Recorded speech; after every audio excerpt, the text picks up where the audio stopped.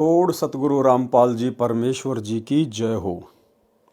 परमपिता परमात्मा सारी सृष्टि के रचनहार, कुल मालिक, असंख्य ब्रह्मांडों के स्वामी, जगत गुरु, तीनों लोकों में प्रवेश करके सबका भरण पोषण करने वाले राजाधिराज, आत्माधार, नाथों के नाथ, देवों के देव, महादेव, सर्वेश्वर, महेश्वर, मृत्युंजय, अजरो अमर, आदि अनादि सनातनी प्रभु, जगत पिता जगदीश्वर, श्री श्री 1008 की उपाधि के वास्तविक अधिकारी, अकाल मूर्त सौद स्वरूपी राम वासुदेव, सर्वगतम ब्रह्म, परम पूज्य, प्रथम पूज्य, परम संत, परम पुरुष, परम धनी, परम दयालु, सत्य कबीर, हक्का कबीर, कबीर, अल्लाह अकबर, बाखबर, अल्लाह ताला, जगत के तारणहार, जगत के मुक्तिदाता, जगत के जगन्नाथ, हारे के सहारे, हिंदुओं के राम, मुसलमानों के अल्लाह, सिखों के वाहिगुरु, ईसाइयों के मसीह, दया के सागर दया निधि, करुणा के सागर करुणा निधि, स्वयंभू परिभू, संकट मोचन, कष्ट हरण, मंगल करण, दुख भंजन, अविगत कबीर,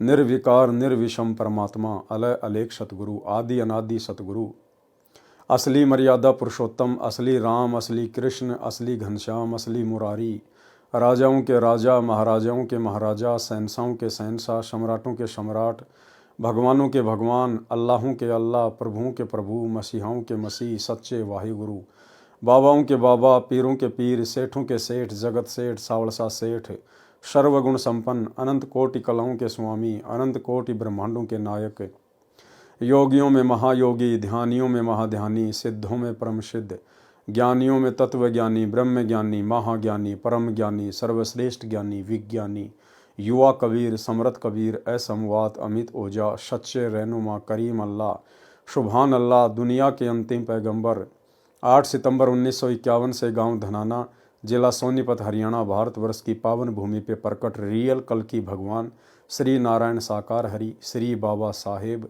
शब्द स्वरूपी राम, संत श्रोमणी सतगुरु रामपाल जी परमेश्वर जी के चरण कमल में साध संगति से जुड़ी हुई देश विदेश से हम सभी सत्सेवक भाई बहनों का अनंत कोटि दंडवत प्रणाम। सत्साई भाई और बहनों, दया पूज्य गुरुदेव भगवान की, सतगुरु रामपाल जी परमेश्वर जी की, सारी सृष्टि के रचयिता की, जिनके विशेष आशीर्वाद से आप और हम सभी सत्सेवक भाई बहन साध संगति से जुड़कर अपनी आत्मा के कल्याण हेतु भक्ति मार्ग पर गुरुदेव के तत्व ज्ञान को आधार बनाकर दृढ़ता के साथ निरंतर आगे की ओर बढ़ रहे हैं। भाई और बहनों, इस कलयुग की बिचली पीढ़ी में साध संगतियों का प्राप्त होना ये गुरुदेव भगवान की एक विशेष मेहर है। आप और हम सभी ने इस मेहर को इसी प्रकार से बनाकर रखना है। गुरुदेव के आशीर्वाद से उन्हीं के कर कमल से लिखित पवित्र पुस्तक कबीर सागर के सरलार्थ के ऊपर वीडियो बनाने की श्रृंखला जारी है। इसी श्रृंखला में आज हमारा ये 45वें नंबर का वीडियो है। प्रत्येक वीडियो में गुरुदेव भगवान के आशीर्वाद से आप और हम कुछ न कुछ नया सीखते हैं। अभी जो 45 नंबर का वीडियो है ये सिख धर्म के प्रवर्तक आदरणीय नानक जी के ऊपर है। नानक जी का संक्षिप्त जीवन परिचय है। सिख समाज को आज तक नहीं पता है कि नानक जी के गुरु कौन थे। ये सारी बातें आज हमें गुरुदेव भगवान के आशीर्वाद से इस वीडियो से पता चलेंगी। आज की वीडियो में वैसे कुछ खास नहीं है, विशेष नहीं है। जिस प्रकार से हमने अन्य महापुरुषों की कथा सुनी है, जैसे अब्राहिम सुल्तान अधम की, लेकिन नानक जी के संक्षिप्त जीवन परिचय में केवल सामान्य बातें हैं और इन बातों को जो गुरुदेव ने अपने कर कमल से लिखी हैं, हम केवल इनको पढ़ेंगे। कुछ विशेष समझाने योग्य चीज़ इसमें नहीं है, लेकिन गुरुदेव के कर कमल से लिखित होने के कारण हम इसको पढ़ते चले जाएंगे। उससे भी हम ढेर सारे पुण्य के भागी बनते हैं। तो कबीर सागर का सरलार्थ पेज नंबर 400 से स्टार्ट है। नानक जी का संक्षिप्त यथार्थ परिचय। आदरणीय श्री नानक साहिब जी प्रभु कबीर, जो कि धानक रूप में काशी में आए थे, जुलाहा के साक्षी। श्री नानक देव का जन्म विक्रमी संवत 1526 सन 1469 कार्तिक शुक्ल पूर्णिमा को हिंदू परिवार में श्री कालू राम मेहता खत्री के घर पर माता श्रीमती तृप्ता देवी की पवित्र कोख गर्भ से पश्चिमी पाकिस्तान के जिला लाहौर के तलवंडी नामक गांव में हुआ। इन्होंने फारसी, पंजाबी, संस्कृत भाषा पढ़ी हुई थी। श्रीमद् भगवत गीता जी को श्री ब्रजलाल पांडे से पढ़ा करते थे। श्री नानक देव जी के श्री चंद तथा लक्ष्मी चंद 2 लड़के थे। श्री नानक जी अपनी बहन नानकी की ससुराल शहर सुल्तानपुर में अपने बहनोई श्री जयराम जी की कृपा से सुल्तानपुर के नवाब के यहाँ मोदी खाने की नौकरी किया करते थे। प्रभु में असीम प्रेम था, क्योंकि यह पुण्यात्मा युगों युगों से पवित्र भक्ति ब्रह्म भगवान यानी काल की करते हुए आ रही थी। सतयुग में यही नानक जी राजा अम्बरीश थे तथा ब्रह्म भक्ति विष्णु जी को इष्ट मानकर किया करते थे। दुर्वासा जैसे महान तपस्वी भी इनके दरबार में हार मानकर क्षमा याचना करके गए थे। त्रेता युग में श्री नानक जी की आत्मा राजा जनक विदेही बने, जो सीता जी के पिता कहलाए। उस समय सुखदेव ऋषि, जो महर्षि वेदव्यास के पुत्र थे, जो अपनी सिद्धि से आकाश में उड़ जाते थे, परंतु गुरु से उपदेश नहीं ले रखा था। जब सुखदेव विष्णु लोक के स्वर्ग में गए तो गुरु न होने के कारण वापस आना पड़ा। यानी बिना गुरु के तो हम काल लोक के इन विशेष सुखदायी जगहों पर भी नहीं रह सकते। बैकुंठ में, स्वर्ग में, जन्नत में हम बिना अधिकारी गुरु बनाए और उसके बताए अनुसार भक्ति किए बिना हम इस काल के स्वर्ग में भी नहीं जा सकते। 84 लाख योनियां और नरक ही प्राप्त होते हैं। अगर किसी ने काल की भक्ति करनी है तो भी अधिकारी गुरु को ही धारण करके भक्ति करनी पड़ेगी, तभी थोड़ा बहुत समय वो स्वर्ग में काट पाएगा। अन्यथा मरने के बाद में सीधा प्रेत योनि, उसके बाद उनके श्राद्ध निकालो, फिर वे 84 में चले जाएंगे, फिर नरक भोगेंगे। विष्णु जी के आदेश से राजा जनक को गुरु बनाया, तब स्वर्ग में स्थान प्राप्त हुआ। अब सुखदेव ऋषि आम सांसारिक लोगों की नज़र में कितनी बड़ी तोप थी। वो सुखदेव ऋषि जो महर्षि वेद व्यास जी का पुत्र था, जिस वेद व्यास जी ने 18 पुराण, गीता, वेद इन सब का अनुवाद किया, इनको लिखा। ऋषि सुखदेव उनका पुत्र था और सुखदेव ऋषि में पिछले जन्म जन्मांतरों की भक्ति थी, उसके अंदर इतनी सिद्धि थी कि वो सशरीर पृथ्वी लोक से उड़कर स्वर्ग में चला जाता था, देवताओं के लोक में चला जाता था। ऐसे ही एक बार उसने श्री विष्णु जी के लोक में जाने की सोची, और जैसे ही वो श्री विष्णु जी के लोक में जाने लगा तो द्वारपालों ने वहीं पर रोक दिया। उसने कहा, भाई मुझे अंदर क्यों नहीं जाने दिया जा रहा। द्वारपालों ने कहा, जी आपके गुरु कौन है, आपके गुरु का नाम बताइए। यदि आपने गुरु बनाया होगा, गुरु यदि आपका अधिकारी होगा तो ही आप इस लोक में प्रवेश कर पाएंगे। तो सुखदेव ने कहा कि मुझे गुरु बनाने की क्या आवश्यकता है, मेरे अंदर तो पहले से बहुत ज़्यादा रिद्धि सिद्धि है। बोला, जी यहाँ का जो नियम है वो नियम है। बोला, आप मेरी भगवान विष्णु से बात कराइए। तुरंत वहाँ भगवान विष्णु प्रकट हो गए। विष्णु भगवान ने कहा कि भाई आप कितने बड़े रिद्धि सिद्धि वाले हैं, कुछ भी है, जो नियम है वो नियम है। यदि आपने गुरु धारण कर रखा है, वो भी अधिकारी, तो आप जी मेरे लोक में प्रवेश कर सकते हैं, अन्यथा नहीं कर सकते।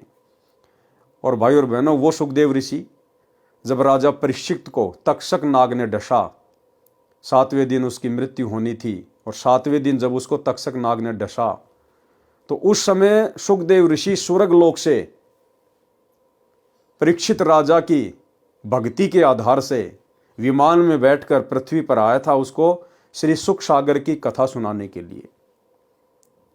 जब ऐसे ऋषि महात्माओं को भी, सुखदेव जैसे ऋषि महात्मा को भी बिना गुरु के स्वर्ग में जाने की इजाजत नहीं, तो भाई और बहनों, भला आम प्राणियों की क्या औकात है। वर्तमान के शंकराचार्यों की, आचार्यों की, मंडलेश्वरों की, दुनिया भर के गुरुओं की, रोजाना यूट्यूब पर 4, 5, 10 आचार्य शंकराचार्य रोज पैदा होते हैं। भला इनकी क्या औकात है, इनमें से तो कोई अधिकारी ही नहीं है।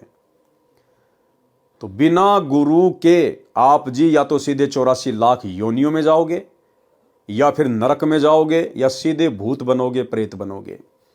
बिना गुरु के चाहे आप कितने ही बड़े पैसे वाले हैं, कितने बड़े सुपरस्टार हैं, आप चाहे 20 किलो सोना, 1 क्विंटल चांदी आप चाहे तिरुपति के बालाजी में दान कर दो, कितने बड़ा आप सोने का छत्र चढ़ा दो, कितने भंडारे कर दो, कुछ भी कर दो, यदि आपने अधिकारी गुरु बनाकर भक्ति नहीं की है तो आप जी सीधे नरक में जाएंगे, 84 लाख योनियों में। ये भक्ति का विधान है। फिर कलयुग में यही राजा जनक की आत्मा एक हिंदू परिवार में श्री कालूराम मेहता खत्री के घर पर उत्पन्न हुए तथा श्री नानक नाम रखा गया। नानक जी तथा परमेश्वर कबीर जी की ज्ञान चर्चा। बाबा नानक देव जी प्रातःकाल प्रतिदिन सुल्तानपुर के पास बह रही बेई दरिया में स्नान करने जाया करते थे तथा घंटों प्रभु चिंतन में बैठे रहते थे। एक दिन एक जिंदा फकीर बेई दरिया पर मिले तथा नानक जी से कहा कि आप बहुत अच्छे प्रभु भगत नजर आ रहे हो, कृपया मुझे भी भक्ति मार्ग बताने की कृपया करें। मैं बहुत भटक लिया हूँ, मेरा संशय समाप्त नहीं हो पाया है। श्री नानक जी ने पूछा कि आप कहाँ से आए हो, आपका क्या नाम है, क्या आपने कोई गुरु धारण किया है?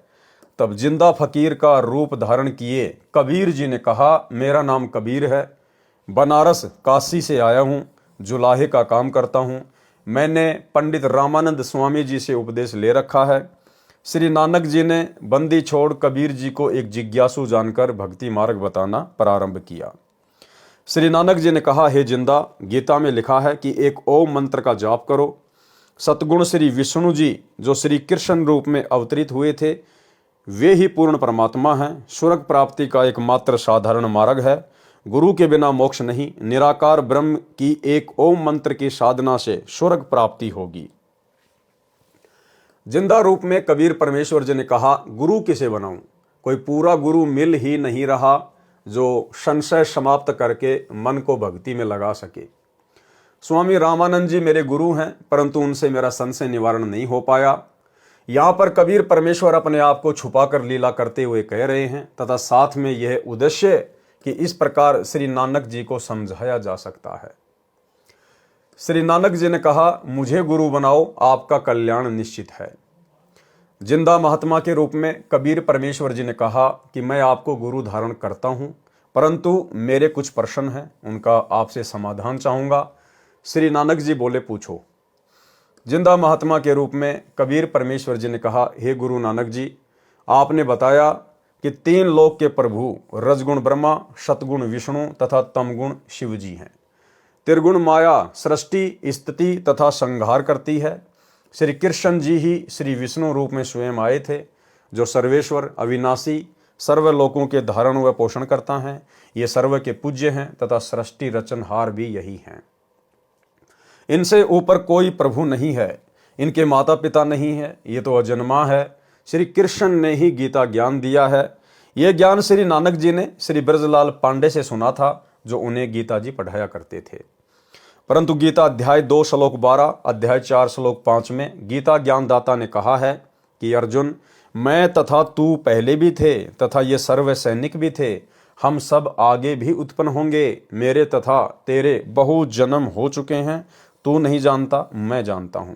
इससे तो सिद्ध है कि गीता ज्ञानदाता भी नाशवान है, अविनाशी नहीं है। गीता अध्याय 7 श्लोक 15 में गीता ज्ञानदाता प्रभु कह रहा है कि जो त्रिगुण माया, रजगुण ब्रह्मा जी, सतगुण विष्णु जी, तमगुण शिव जी, इन तीनों रजगुण ब्रह्मा, सतगुण विष्णु, तमगुण शिव जी को कहते हैं त्रिगुण माया। त्रिगुण माया के द्वारा मिलने वाले क्षणिक लाभ के कारण इन्हीं की पूजा करके अपना कल्याण मानते हैं। इनसे ऊपर किसी को शक्ति नहीं मानते, अर्थात जिनकी बुद्धि इन्हीं 3 भगवानों त्रिगुणी माया यानी ब्रह्मा विष्णु महेश तक सीमित है, वे राक्षस स्वभाव को धारण किए हुए मनुष्यों में नीच दूषित कर्म करने वाले मूर्ख मुझे भी नहीं पूजते।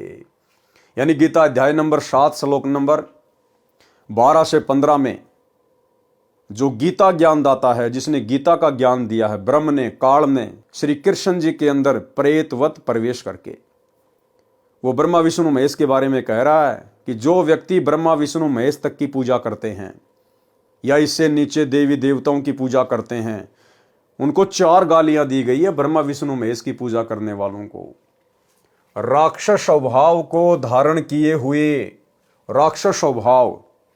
अभी जैसे दास ने एक छोटा सा वीडियो बनाकर सतलोक आश्रम मैनेजमेंट हरियाणा के ऊपर जो गोहाना में जाटों की धर्मशाला बनाने का ठेका ले रहे हैं, जब दास ने जाट समाज को समझाने के लिए एक वीडियो बनाया तो किस प्रकार से वीडियो में कमेंट्स आ रहे थे, दास के पास में फ़ोन आ रहे थे, सीधी माँ बहन की गालियाँ। जबकि आप उनके घर में जाके देखो ब्रह्मा विष्णु महेश के वो पुजारी हैं, मंदिरों में पैदल यात्रा पे जाते हैं, भंडारे करवाते हैं और उनका स्वभाव राक्षस जैसा। तो ब्रह्मा विष्णु महेश तक की साधना करने वालों को, भक्ति करने वालों को 4 गालियां दी गई है गीता जी अध्याय 7 श्लोक नंबर 12 से 15 में। वे राक्षस स्वभाव को धारण किए हुए मनुष्यों में नीच दुष्कर्म करने वाले, ये ब्रह्मा विष्णु महेश तक की भक्ति करने वाले चोरी भी कर सकते हैं, जारी भी कर सकते हैं, बलात्कार भी कर सकते हैं। इनका कोई स्टैंड नहीं है क्योंकि इनको तत्व ज्ञान नहीं है, इनको सच्चा सतगुरु प्राप्त नहीं है। दुष्कर्म करने वाले मूर्ख मुझे भी नहीं पूछते। इससे तो सिद्ध हुआ कि श्री विष्णु सतगुण आदि पूजा के योग्य नहीं है तथा अपनी साधना के विषय में गीता ज्ञानदाता प्रभु ने गीता अध्याय 7 श्लोक 18 में कहा है कि मेरी पूजा भी घटिया है, अनुतमाम है। इसलिए गीता अध्याय 15 श्लोक 4, अध्याय 18 श्लोक 62 में कहा है कि उस परमेश्वर की शरण में जा जिसकी कृपा से ही तू परम शांति तथा सनातन परम धाम सतलोक चला जाएगा, जहां जाने के पश्चात साधक का जन्म मृत्यु का चक्कर सदा के लिए छूट जाएगा। वह साधक फिर लौटकर संसार में नहीं आता, अर्थात पूर्ण मोक्ष प्राप्त करता है। उस परमात्मा के विषय में गीता ज्ञानदाता प्रभु ने कहा है कि मैं नहीं जानता, उसके विषय में पूर्ण संत तत्वदर्शी संतों से पूछो। उसके विषय में पूर्ण ज्ञान तत्वदर्शी संतों से पूछो, यानी जिस भगवान ने गीता का ज्ञान दिया है अर्जुन को, उसने हाथ खड़े कर दिए कि सदा सदा के लिए मोक्ष प्राप्त करवाने वाले परमेश्वर के विषय में मुझे भी ज्ञान नहीं है, मुझे भी जानकारी नहीं है। हे अर्जुन, अगर तुझे उसकी जानकारी चाहिए तो किसी तत्वदर्शी संत की खोज कर। भाई और बहनों, अर्जुन का इतना बड़ा सौभाग्य नहीं था जो द्वापर युग में आए हुए करुणामय ऋषि के रूप में सतगुरु रामपाल जी परमेश्वर जी को, इस तत्वदर्शी संत को जान पाता, पहचान पाता। जबकि परमेश्वर ने पांडवों के यज्ञ में वो लीला की थी, उस लीला को देखकर 5 पांडवों को पैर पकड़ लेने चाहिए थे। लेकिन भाई और बहनों, कहते हैं सकल पदार्थ है जग माही, कर्महीन नर पावत नहीं। 5 पांडव वो कर्महीन थे, उनको परमात्मा प्राप्ति नहीं हो सकती थी उस समय। वे तो काल की बंदिश में थे, काल के बंधन में, काल के द्वारा धरती पर भेजे गए थे वो महाभारत का युद्ध करवाने के लिए। आप और हमारा सौभाग्य है कि आप और हमने तो उस तत्वदर्शी संत को, परमेश्वर को ढूंढने की भी जरूरत नहीं पड़ी, क्योंकि ये परमात्मा ढूंढने से नहीं मिलता। जितना ढूंढोगे उतना तुमसे आगे आगे चलेगा। इस परमेश्वर की जिसके ऊपर रजा होती है, ये उसी को अपनी पहचान करवाता है। और वर्तमान में धरती पर प्रकट होने के बावजूद 90% इन्हीं की संगत जो सतलोक आश्रमों से जुड़ी हुई है, आज भी इन्हें नहीं पहचान पा रही, आज भी इन्हें नहीं जान पा रही। आज भी वो लाखों की संगत जो सतलोक आश्रमों से जुड़ी है, परमेश्वर केवल एक कागज के टुकड़े को मानती है। कबीर जी की समझे जाने वाली दाढ़ी मूंछ वाली मुर्दा फोटो को मानती है,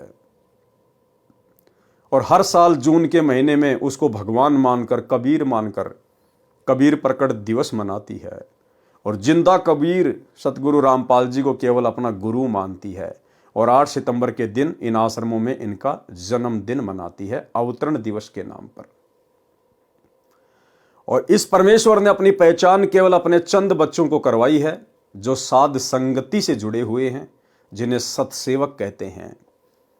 और जैसे ही सतसेवकों ने अपने पिता को पहचाना, आज वर्तमान में अपने पिता की गैर हाजिरी में इन फर्जी आश्रमों में जाना छोड़ दिया, ज्ञान को आधार बना लिया, अपने गुरु को ही परमात्मा मान लिया, और मर्यादाओं में रहकर नेक नीति से काम धंधा करके अपनी भक्ति को सफल कर रहे हैं। कि मैं नहीं जानता, उसके विषय में पूर्ण ज्ञान तत्वदर्शी संतों से पूछो, क्योंकि वो तत्वदर्शी संत स्वयं परमात्मा ही होता है। अन्यथा परमात्मा से बढ़कर परमात्मा की जानकारी किसी तत्वदर्शी संत को कैसे हो जाएगी, जब 21 ब्रह्मांड का स्वामी, 21 ब्रह्मांड का नकली भगवान, ये काल, ये ज्योति निरंजन हाथ खड़े कर रहा है गीता का ज्ञान बताते समय, तो भला 21 ब्रह्मांड में उससे सर्वश्रेष्ठ और कौन आ गया जो परमेश्वर की जानकारी रखता है। और यदि उस काल के 21 ब्रह्मांड में लीला करते हुए सतगुरु रामपाल जी उस तत्व ज्ञान को बता रहे हैं, उस परमात्मा की जानकारी दे रहे हैं जो ज्ञान इस काल को भी नहीं है, तो सतगुरु रामपाल जी कोई काल के 21 ब्रह्मांड के निवासी नहीं है। ये स्वयं परमेश्वर हैं, तत्वदर्शी संत हैं, कबीर देव हैं, अपने आप को छुपाकर सारी लीला कर रहे हैं। उसके विषय में पूर्ण ज्ञान तत्वदर्शी संतों से पूछो, जैसा वे कहें वैसे साधना करो, जैसा वे कहें वैसे साधना करो। और उन्होंने कहा कि बच्चों, हमें राजनीति नहीं करनी, हमारा राजनीति और राजनेताओं से कोई लेना देना नहीं है। हमारी जो संस्था है वो गैर राजनीतिक है, धार्मिक संस्था है। लेकिन आज उनके परिवार ने इस संस्था को राजनीतिक बना दिया। गुरुदेव ने कहा, बेटो हमें कोई गेम नहीं खेलना, हमने तो मोबाइल में भी कोई वीडियो गेम नहीं खेलना, कोई ताश खेल रहा है तो हमने बैठना भी नहीं है, सहयोग भी नहीं करना है। बाकी ये मैच वगैरह देखना, ये क्रिकेट वगैरह, कबड्डी, वॉलीबॉल, फुटबॉल, चेस, शतरंज वगैरह, ये कैरम वगैरह कुछ नहीं खेलना। इससे हमारी समासें बर्बाद होंगी, हमारा मन डाइवर्ट होगा, भक्ति से हटेगा। लेकिन संत रामपाल जी के कलयुगी परिवार ने धनाना गांव में बैडमिंटन का स्टेडियम बना दिया, कबड्डी के मैच करवाए जा रहे हैं, 31 हज़ार रुपये की गुरुदेव का बड़ा लड़का वीरेंद्र ट्रॉफी में इनाम दे रहा है। गुरुदेव ने कहा, बेटा भक्ति करो, परमात्मा तुम्हें कोई भी रोग नहीं होने देगा। इसके बावजूद गुरुदेव के कलयुगी परिवार ने धनाना आश्रम में 200 एकड़ जमीन में बहुत बड़े हॉस्पिटल का काम शुरू कर दिया। इन्हें बीमार होने का डर है, इन्हें अपने बाप की भक्ति पे विश्वास नहीं है। और भी ना जाने कितने कुकर्म सामाजिक संगठनों के साथ मिलकर इन लोगों ने करवाए हैं। तो भाई और बहनों, सत्सेवकों पर विशेष रजा हुई है गुरुदेव भगवान की, ज्ञान की और उनकी पहचान की।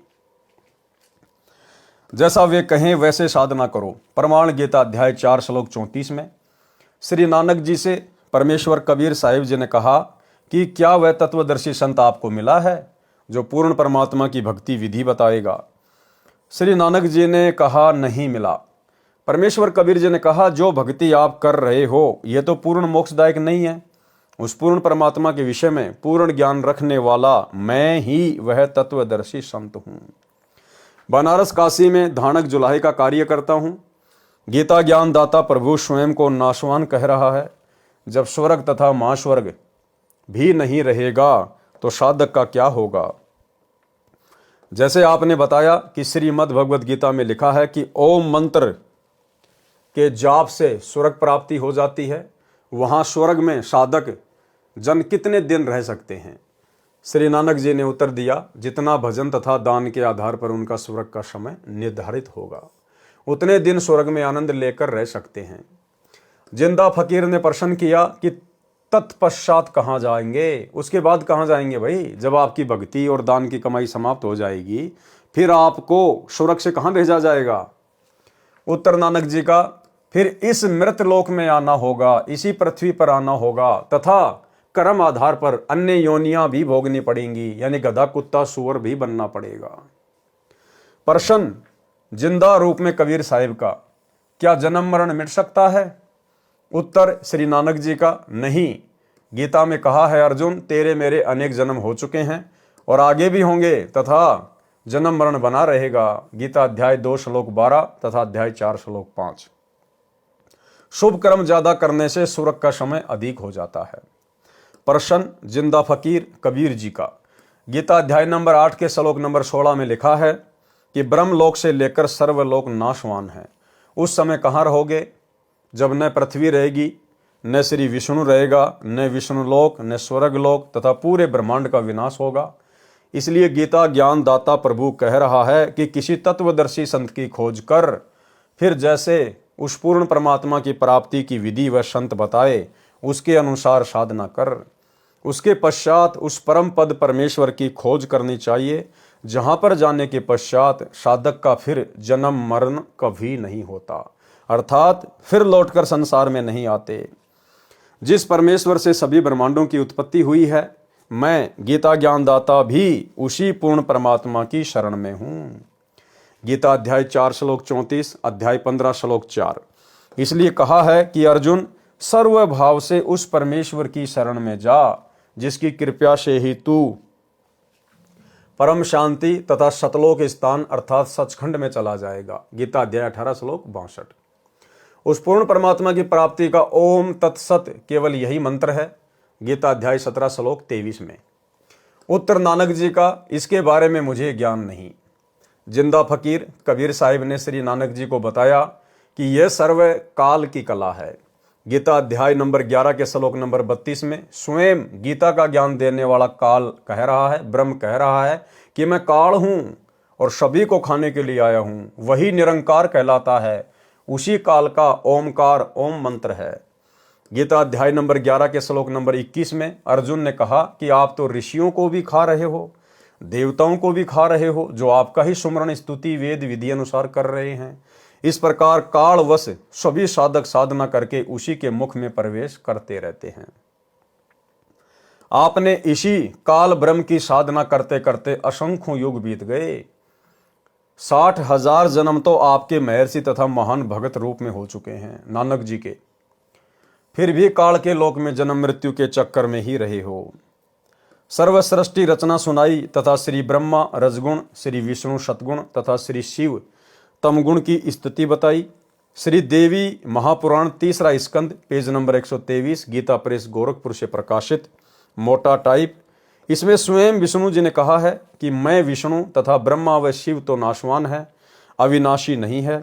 हमारा तो आविर्भाव यानी जन्म तथा तिरोभाव यानी मृत्यु होता है। आप दुर्गा अष्टंगी हमारी माता हो। दुर्गा ने बताया कि ब्रह्म ज्योति निरंजन आपका पिता है। श्री शंकर जी ने स्वीकार किया कि मैं तो मोगुणी लीला करने वाला शंकर भी आपका ही पुत्र हूं तथा ब्रह्मा भी आपका बेटा है। परमेश्वर कबीर जी ने कहा कि हे नानक जी, आप इन्हें अविनाशी अजन्मा, इनके कोई माता पिता नहीं है, आदि उपमा दे रहे हो। यह दोष आपका नहीं है, यह दोष दोनों धर्मों हिंदू तथा मुसलमान के ज्ञानहीन गुरुओं का है, जो अपने अपने धर्म के सदग्रंथों को ठीक से न समझकर अपनी अपनी अटकल से दंत कथा यानी लोकवेद सुना सुनाकर वास्तविक भक्ति मार्ग के विपरीत शास्त्र विधि रहित मनमाना आचरण अर्थात पूजा का ज्ञान दे रहे हैं। दोनों ही पवित्र धर्मों के पवित्र शास्त्र एक पूर्ण प्रभु का ही ज्ञान करा रहे हैं। कुरान शरीफ में सूरत फुरकानी 25 आयत नंबर 52 से 59 में भी मुझ कबीर का वर्णन है। श्री नानक जी ने कहा कि यह तो आज तक किसी ने नहीं बताया, इसलिए मन स्वीकार नहीं कर रहा है। तब जिंदा फकीर जी कबीर साहिब जी श्री नानक जी की अरुचि देखकर चले गए। उपस्थित व्यक्तियों ने श्री नानक जी से पूछा, यह भगत कौन था जो आपको गुरुदेव कह रहा था? नानक जी ने कहा, यह काशी में रहता है, नीच जाति का जुलाहा धानक कबीर था, बेतुकी बातें कर रहा था, कह रहा था कि कृष्ण जी तो काल के चक्कर में हैं तथा मुझे भी कह रहा था कि आपकी साधना ठीक नहीं है। देखो भाई और बहनों, सोचने की बात है। अब आप और हमें विश्वास होगा कि कैसे पूर्ण संत की शरण में आने के बाद, परमात्मा की शरण में आने के बाद हमारे पिछली जितनी भी गलतियां हैं, जितने भी हमारे पाप कर्म हैं जन्म जन्मांतरों के, कैसे वो परमात्मा उनका सफाया कर देता है। एक सत्संग में गुरुदेव भगवान ने आर्य समाज के प्रवर्तक महर्षि दयानंद सरस्वती के विषय में बताया कि उसने अपने कर कमल से लिखित पुस्तक सत्यार्थ प्रकाश में कबीर जी के लिए बहुत ही उल्टा सीधा बोला है कि कबीर जो है एक ऐसे ही व्यक्ति था, नीची जाति का था, किसी ब्राह्मण ने उसको शिष्य नहीं बनाया, जिस कारण से वो ब्राह्मणों से द्वेष करने लग गया और अपनी तरफ से मनगढ़ंत बातें लिखने लग गया, बताने लग गया। और कुछ नीच जाति के जुलाहे धानक, क्या कहा, कुछ नीची जाति वाले धानक जुलाहे कबीर के सपोर्टर बन गए। तो गुरुदेव ने महर्षि दयानंद की अज्ञानता को बार बार बताया कि वो जातिवाद में कितना विश्वास रखता था। वो जुलाहों को नीच कहकर संबोधित कर रहा था। भाई और बहनों, कबीर जी को नीच जुलाहा धानक कहकर तो यहां पर नानक जी भी संबोधित कर रहे हैं। देखिएगा, जब वहां उपस्थित भक्तों ने नानक जी से पूछा कि ये कौन था ये फकीर जो आपसे बात कर रहा था, उपस्थित व्यक्तियों ने श्री नानक जी से पूछा, ये भगत कौन था जो आपको गुरुदेव कह रहा था? नानक जी ने कहा, यह काशी में रहता है, नीच जाति का जुलाहा धानक कबीर था, बेतुकी बातें कर रहा था। लेकिन परमेश्वर बार बार सत्संगों में इस बात का जिक्र क्यों नहीं करते कि नानक जी जुलाहों को नीच कहा करते थे, नीच कहा करते थे, और महर्षि दयानंद का बार बार जिक्र करते हैं? क्योंकि नानक जी फिर आगे चलकर कबीर जी की शरण में आ गए थे, कबीर जी के शिष्य बन गए थे, भगत बन गए थे। और जब भगत बन जाता है कोई परमात्मा का, तो वो जात पात से दूर हो जाता है, धर्म की जंजीरों से, जातियों की बेड़ियों से अपने आप को अलग कर लेता है। इसलिए परमात्मा उसके पिछले अवगुणों को फिर माफ कर देता है, उनका फिर जिक्र नहीं करता परमात्मा। तो इसी प्रकार से परमेश्वर की जब हम शरण में आ जाते हैं, पूर्ण संत की शरण में, तो परमेश्वर हमारे पिछले जन्म जन्मांतरों के पाप कर्मों को साफ कर देते हैं, उनका सफाया कर देते हैं।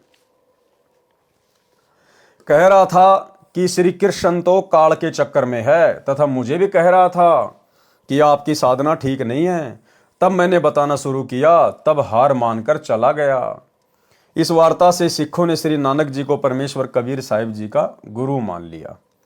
श्री नानक जी प्रथम वार्ता पूज्य कबीर परमेश्वर के साथ करने के बाद ये तो जान गए थे कि मेरा ज्ञान पूर्ण नहीं है, तथा गीता जी का ज्ञान भी उससे कुछ भिन्न ही है जो आज तक हमें बताया गया था। इसलिए हृदय से प्रतिदिन प्रार्थना करते थे कि वही संत एक बार फिर आए। मैं उससे कोई वाद विवाद नहीं करूंगा, कुछ प्रश्नों का उत्तर अवश्य चाहूंगा। परमेश्वर कबीर जी तो अंतर्यामी हैं तथा आत्मा के आधार व आत्मा के वास्तविक पिता हैं। भाई और बहनों, वही की वही लीला, जो लीला परमेश्वर जी ने धर्मदास जी के साथ की, जो लीला परमेश्वर ने नानक जी के साथ में की, अन्य बड़े बड़े महापुरुषों के साथ में की। प्रथम बार परमात्मा उनको मिले, अपना ज्ञान सुनाया।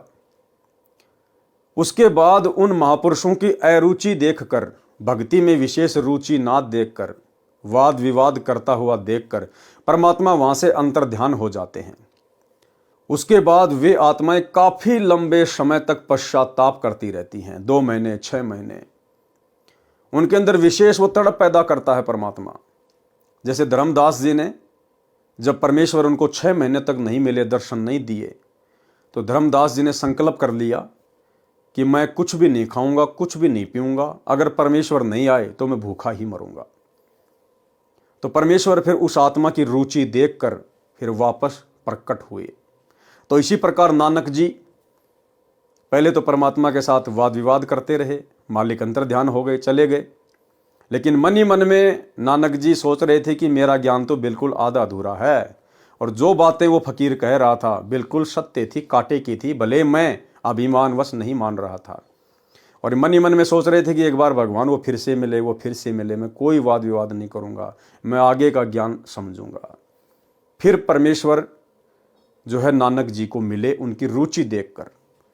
ठीक इसी प्रकार भाइयों और बहनों, परमात्मा इस कलयुग की वर्तमान बिचली पीढ़ी में धरती पर सतगुरु रामपाल जी के रूप में प्रकट हैं, वही कबीर परमात्मा। परमेश्वर ने सन 1994 से अपने यथार्थ 13वें कबीर पंथ की नींव डाली। दिन रात एक कर दी परमेश्वर ने, अपनी नौकरी को भी ठोकर मार दी, अपने परिवार को भी ठोकर मार दी, कभी मुड़ के नहीं देखा। दिन रात एक कर दी हम आत्माओं तक ये सत्ज्ञान पहुंचाने के लिए।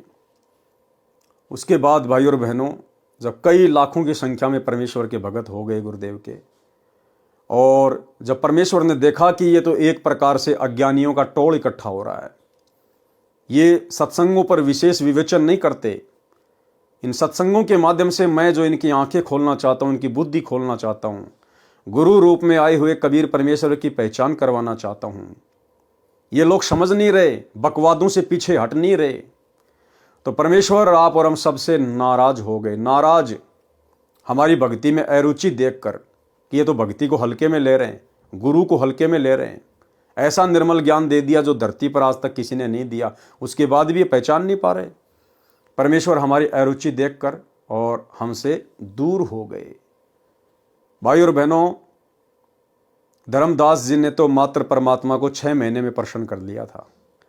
नानक जी ने भी कुछ ही महीनों में परमात्मा को प्रसन्न कर लिया था। लेकिन आज हम पिछली पीढ़ी के भगत 10 साल से अपने परमेश्वर को जो है प्रसन्न नहीं कर पा रही है। 10 साल से कुछ एक आत्माएं प्रयास कर रही हैं, लगी हुई है अपने परमेश्वर को परमेश्वर मानकर, ज्ञान आधार से अपने घर को आश्रम बनाकर हर प्रकार से मर्यादा में रहकर गुरु को प्रसन्न करने का निरंतर प्रयास कर रही हैं, लेकिन उनकी संख्या बहुत ही कम है सत्सेवकों की, साथ संगत वालों की। बाकी जो 90% हैं जो सतलोक आश्रमों से जुड़े हुए हैं, उनकी बकवादें बरवाला कांड के बाद से कहीं और ज्यादा बढ़ गई हैं। कम होनी चाहिए थी, परमात्मा को प्रसन्न करना चाहिए था, लेकिन उन 90% भक्तों की बकवादें, गुरुदेव के कलयुगी परिवार की बकवादें, इन कोऑर्डिनेटरों की बकवादें पहले से कहीं और ज़्यादा बढ़ गई। और यही कारण है कि परमेश्वर भक्ति में संगत की अरुचि देखकर आज 10 साल से संगत को दर्शन नहीं दे रहे। हिसार जेल में बैठे हुए हैं परमात्मा, क्योंकि वो अंतर्यामी है, हर एक आत्मा की स्थिति से परिचित है। तो भक्तों में अभी वो तड़फ है नहीं, भक्तों में अभी वो कशक है नहीं, जिसके चलते हमारे गुरुदेव भगवान हिसार जेल से बाहर आ सकें। तो भाई और बहनों, हम साथ संगत से जुड़े हुए भाई बहनों ने निरंतर प्रयास करते रहना है। अब हमने मर्यादा नहीं टूटने देनी है, भले हम टूट जाएं, घर छूट जाए, संसार छूट जाए, जगत रूठ जाए, लेकिन हमने अपने गुरुदेव को नहीं रूठाना है। असंख्य युग हो गए गुरुदेव को अप्रसन्न करते हुए। ये समय मिला है, ये मौका मिला है, ये मोक्ष का प्राइम टाइम है। ये योग संयोग महायोग सब कुछ गुरुदेव ने जोड़ा है। अन्यथा इस कलयुग की बिचली पीढ़ी में जिस समय परमात्मा धरती पे हैं और इस पीक टाइम में आप और हमारे को मनुष्य जन्म मिलना, जिस समय धरती पर अरबों खरबों में प्राणी हैं जिनको संत रामपाल जी में परमात्मा की सूरत भी दिखाई नहीं देती, उन्हें पता ही नहीं है, और आप और हम उनके शरण में आ चुकी हैं। चंद आत्माएं भक्ति कर रहे हैं, और सबसे बड़ी बात, हमें गुरु रूप में कबीर जी की पहचान हो गई। तो भाई और बहनों, आप और हमने निरंतर धर्मदास जी की तरह, नानक जी की तरह, अन्य महापुरुषों की तरह हमारी जो गलतियां बन चुकी हैं, हमने अपनी गलतियों की निरंतर परमेश्वर से क्षमा याचना मांगते रहना है, और विधि विधान अनुसार गुरुदेव को भोग लगाना, तीनों समय की विधान और विधि अनुसार आरतियां करना, अपना सुमरण करना, मर्यादाओं का विशेष ध्यान रखना, गुरु के अलावा किसी और में कोई आस्था नहीं रखना, उस दाढ़ी मूछ वाले कबीर जी के समझे जाने वाले नकली फोटो को भगवान मानकर उसका कबीर प्रकट दिवस नहीं मनाना, गरीबदास जी का बोध दिवस नहीं मनाना, अपने गुरु के अलावा न कबीर जी की फोटो अपने घर पे रखनी है, न गरीबदास जी की, न पंडित चिदानंद जी की, न दादा गुरु जी की। तो आप और हमने ज्ञान आधार से गुरु को प्रसन्न करने का प्रयास करना है, और हमारी इसी सच्ची तड़फ और लगन को देखकर गुरुदेव भगवान अवश्य दर्शन देंगे, और आप और हमारे कारण बाकी लोगों को भी गुरुदेव के दर्शन होंगे। तो हमने अपने प्रयास को सतत जारी रखना है। वह आत्मा के वास्तविक पिता हैं, अपनी प्यारी आत्माओं को ढूंढते रहते हैं। कुछ समय के उपरांत जिंदा फकीर रूप में कबीर जी ने उसी बेई नदी के किनारे पहुंचकर श्री नानक जी को राम राम कहा। उस समय श्री नानक जी कपड़े उतारकर स्नान के लिए तैयार थे। जिंदा महात्मा केवल श्री नानक जी को दिखाई दे रहे थे, अन्य को नहीं। श्री नानक जी से वार्ता करने लगे। कबीर जी ने कहा कि आप मेरी बात पर विश्वास करो, एक पूर्ण परमात्मा है तथा उसका सतलोक स्थान है, जहाँ की भक्ति करने से जीव सदा के लिए जन्म मरण से छूट सकता है।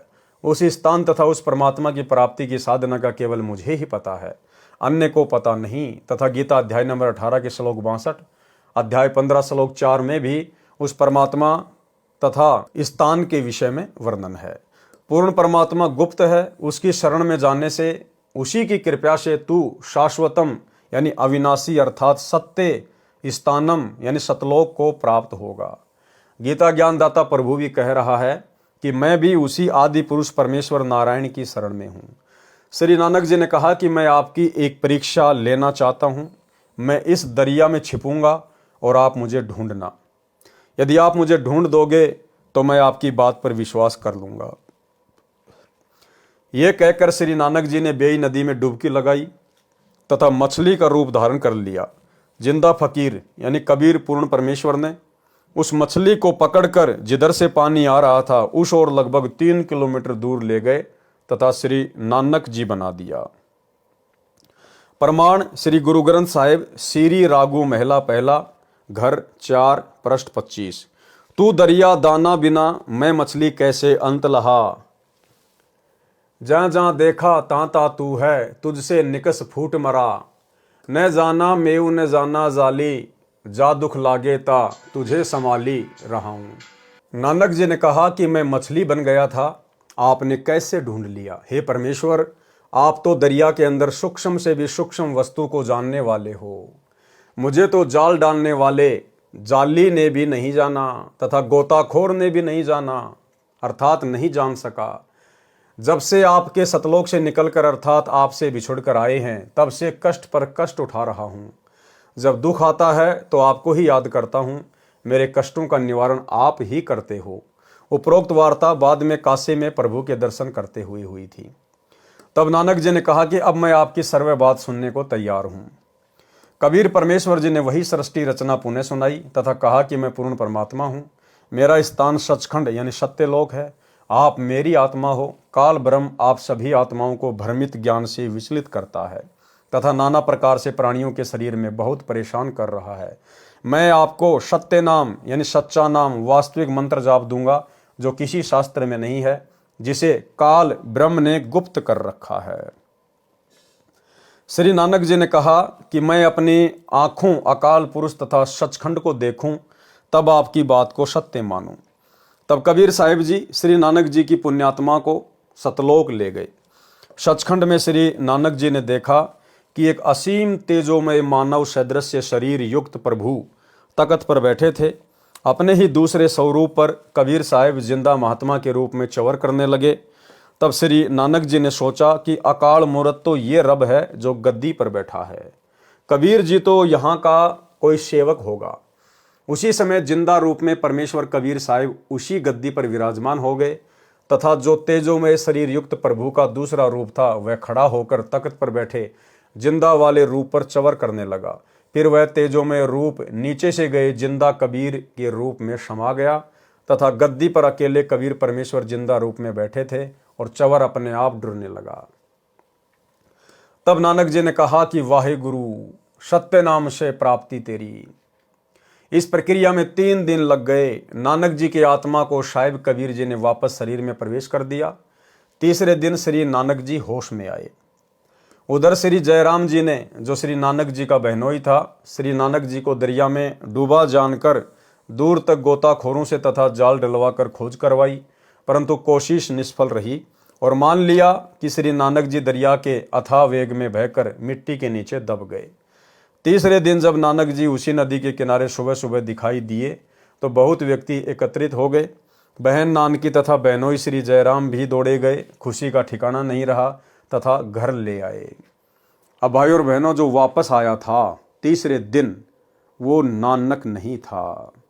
वो नानक का शरीर जरूर था, लेकिन स्वयं कबीर परमात्मा थे।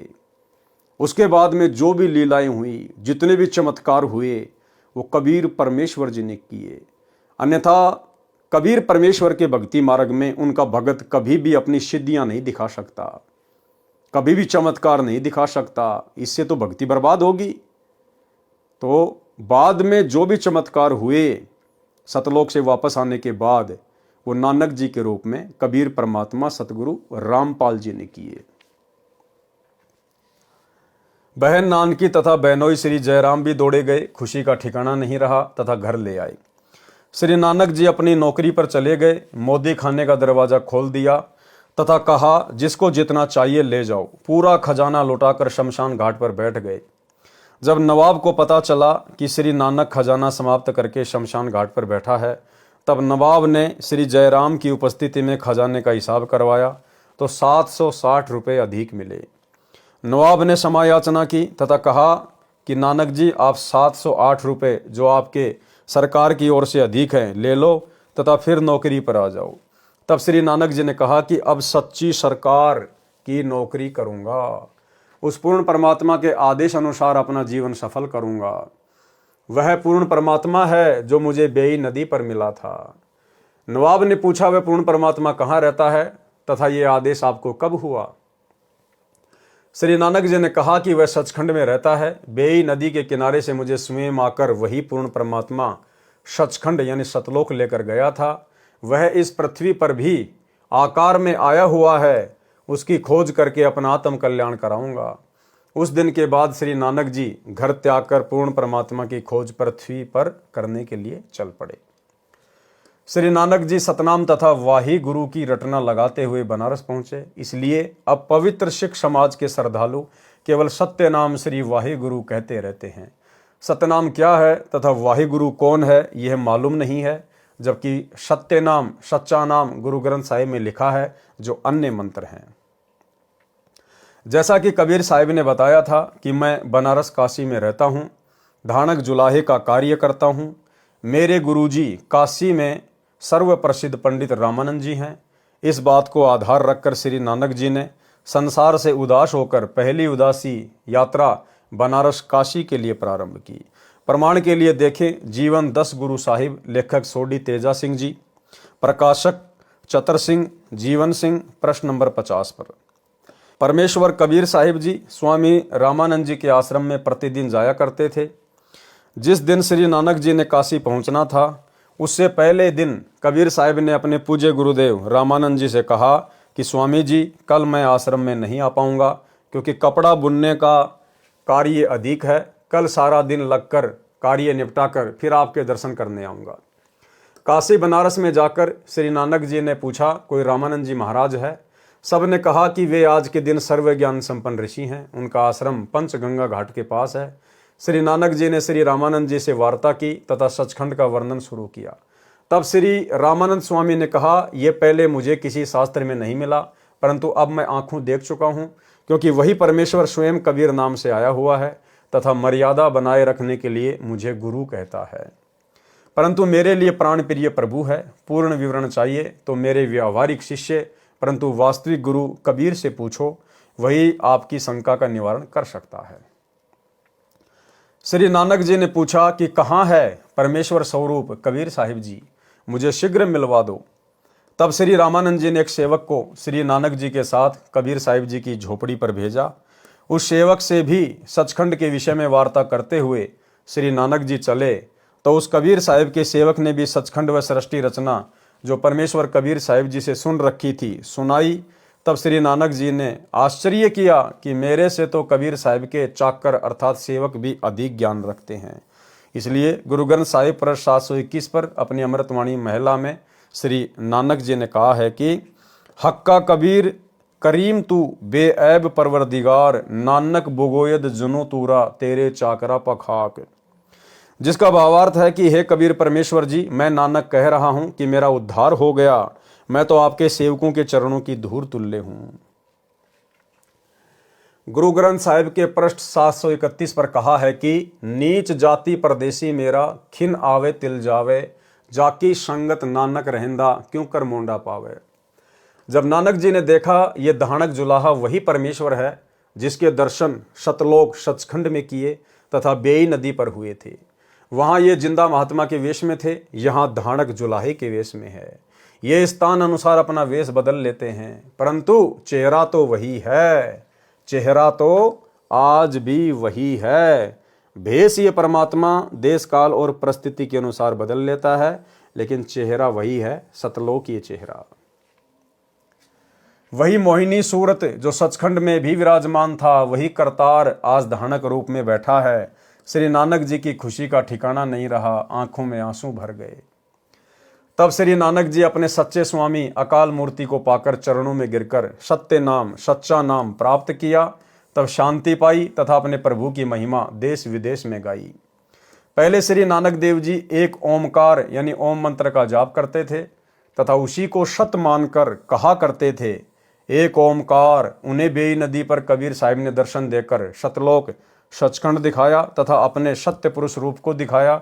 तब सतनाम का जाप दिया तथा नानक जी का काल लोक से मुक्ति हुई। नानक जी ने कहा है कि इसी का प्रमाण गुरु ग्रंथ साहिब के राग सीरी महिला 1 प्रश्न नंबर 24 पर शब्द नंबर 29। एक सुवान दुई सुवानी नाल बलके भोकई सदा बियाल, कुड़ छुरा मुठा मुर्दहार धानक रूप रहा करतार। मैं पति की पंदी न करनी की कार, ऊँ बिगड़े रूप रहे विकराल। तेरा एक नाम तारे संसार में, एहो आस एहो आधार। मुख निंदा आखा दिन रात, पर गर जो ही नीच मनाती। काम क्रोध तन वसै चंडाल, धानक रूप रहा करतार। भाई सुरत मलोकी वेश, ऊ ठगवाड़ा ठगी देश। खरा सियाणा बहुता बहार, धानक रूप रहा करतार। मैं किता न जाता हराम खोर, उहू किया मुँह देसा दुष्ट चोर। नानक नीच कहे विचार, धानक रूप रहा करतार। दूसरा प्रमाण नीचे प्रमाण है जिसमें कबीर परमेश्वर का नाम स्पष्ट लिखा है। श्री गुरु ग्रंथ साहिब प्रश्न नंबर 721 राग तिलंग महला पहला में है।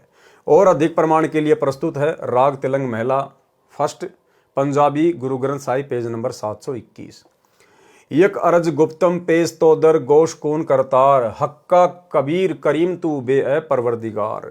दुनिया मुकामे फानी तहकीक दिलदानी, ममसर मोई अजराइल गिरफ्त दिल हेच नदानी। जन पीसर पदर बिरादरा कस नेस्त दस्तगीर, आखिर बैफ्तम कस नदारद चूं शब्द तकबीर। शबरोज गस्तम दर हवा करदेम बदी ख्याल, गाहे न नेकी कार करदम मम ई चीनी अहवाल। बदबख्त हम चू बखील गाफिल बेनजर बेकाब, नानक बोगोयद तनु जूरा तेरे चाकरा पाखाग। सरलार्थ आगे परमेश्वर ने इनका विस्तार से किया है। सरलार्थ यहाँ पर केवल हिंदी अनुवाद। हे शब्द स्वरूपी राम अर्थात शब्द से सर्व सृष्टि रचनहार दयाल सत्य कबीर, आप निर्विकार परमात्मा हैं। आपके समक्ष एक हृदय से विनती है कि ये पूरी तरह जान लिया है हे महबूब, ये संसार रूपी ठिकाना नासवान है। हे दाता, इस जीव के मरने पर अजराइल नामक यमदूत बेरहमी से पकड़कर ले जाता है। कोई साथी जन जैसे बेटा पिता भाईचारा साथ नहीं देता।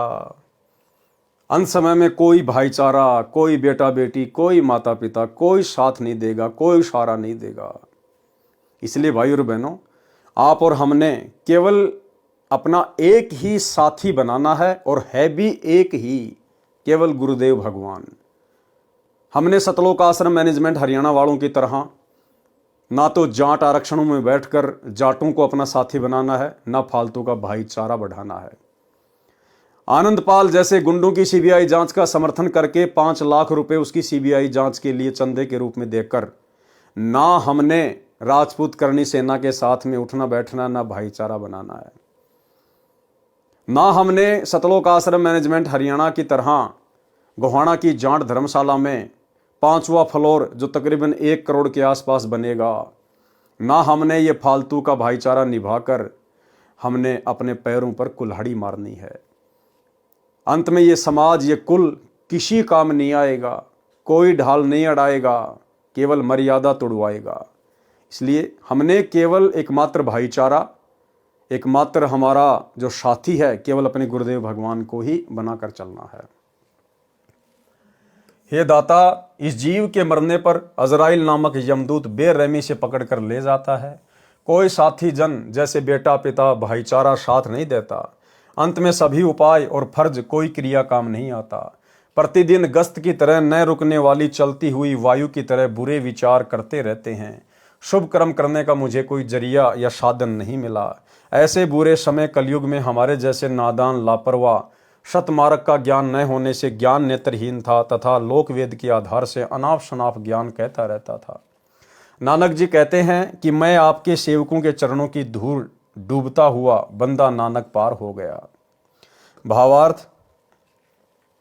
श्री गुरु नानक साहिब जी कह रहे हैं कि हे हक्का कबीर, सत कबीर, आपसे मेरी एक अर्ज है कि मैं तो सत्य ज्ञान वाली नजर रहित तथा आपके सतज्ञान के सामने तो निरुत्तर अर्थात जुबान रहित हो गया हूँ। हे कुल मालिक, मैं तो आपके दासों के चरणों की धूल हूँ, मुझे शरण में रखना। इसके पश्चात जब श्री नानक जी को पूर्ण विश्वास हो गया कि पूर्ण परमात्मा तो गीता ज्ञानदाता प्रभु से अन्य ही है, वही पूजा के योग्य है, पूर्ण परमात्मा की भक्ति तथा ज्ञान के विषय में गीता ज्ञानदाता प्रभु भी अनभिज्ञ है। परमेश्वर स्वयं ही तत्वदर्शी संत रूप से प्रकट होकर तत्व ज्ञान को जन जन को सुनाता है। क्या कह रहे हैं? परमेश्वर, कौन परमेश्वर? कबीर जी। परमेश्वर स्वयं ही यानी खुद ही तत्वदर्शी संत रूप से प्रकट होकर तत्व ज्ञान को जन जन को सुनाते हैं। आज तत्वदर्शी संत के रूप में प्रकट होकर जन जन को ये ज्ञान फिर कौन सुना रहे हैं? वही कबीर परमात्मा, यानी हमारे गुरुदेव स्वयं कबीर परमेश्वर हैं। परमेश्वर स्वयं ही तत्वदर्शी संत रूप से प्रकट होकर तत्व ज्ञान को जन जन को सुनाता है। जिस ज्ञान को वेद भी नहीं जानते, वह तत्व ज्ञान केवल पूर्ण परमेश्वर सत्य पुरुष ही स्वयं आकर ज्ञान करवाता है। श्री नानक जी का जन्म पवित्र हिंदू धर्म में होने के कारण पवित्र गीता जी के ज्ञान पर पूर्ण रूपेण आश्रित थे। फिर स्वयं प्रत्येक हिंदू श्रद्धालु तथा ब्राह्मण गुरुओं आचार्यों से गीता जी के 7 श्लोकों के विषय में पूछते थे। सर्व गुरुजन निरुत्तर हो जाते थे, परंतु श्री नानक जी के विरोधी हो जाते थे। उस समय शिक्षा का भाव था। उन झूठे गुरुओं की दाल गलती रही। गुरुजन जनता को ये कहकर श्री नानक जी के विरुद्ध भड़काते थे कि श्री नानक झूठ कह रहा है। गीता में ऐसा कहीं नहीं लिखा है कि श्री कृष्ण जी के ऊपर कोई शक्ति है। कबीर प्रभु से तत्व ज्ञान से परिचित होकर श्री नानक जी पवित्र मुसलमान धर्म के श्रद्धालुओं तथा काजी व मुल्लाओं तथा पीरों गुरुओं से पूछा करते थे कि पवित्र कुरान शरीफ की सूरत फुरकानी संख्या 25 आयत नंबर 19, 21, 52 से 58, 59 में कुरान शरीफ बोलने वाला प्रभु अल्लाह कह रहा है कि सर्व ब्रह्मांडों का रचनहार, सर्व पाप गुनाहों का नाश, क्षमा करने वाला, जिसने 6 दिन में सृष्टि रचना की तथा 7वें दिन तख्त पर जा विराजा, जो सर्व के पूजा इबाद ही कबीरा पूजा के योग्य है, वह कबीर परमेश्वर है। काफिर लोग अल्लाह कबीर प्रभु को समर्थ नहीं मानते। आप उनकी बातों में मत आना। मेरे द्वारा दिए इस कुरान शरीफ के ज्ञान पर विश्वास रखकर उनके साथ ज्ञान चर्चा रूपी संघर्ष करना। उस अल्लाहु अकबीर अर्थात अल्लाहु अकबर कबीर प्रभु की भक्ति तथा प्राप्ति के विषय में मैं कुरान शरीफ ज्ञान का ज्ञानदाता प्रभु नहीं जानता। उसके विषय में किसी तत्वदर्शी संत बाखबर से पूछो।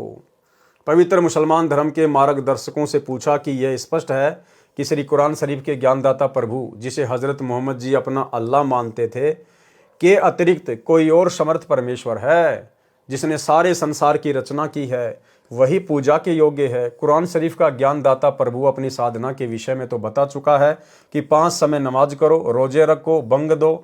फिर वही प्रभु किसी अन्य समर्थ प्रभु की पूजा के लिए कह रहा है। क्या वह बाखबर तत्वदर्शी संत आप किसी को मिला है?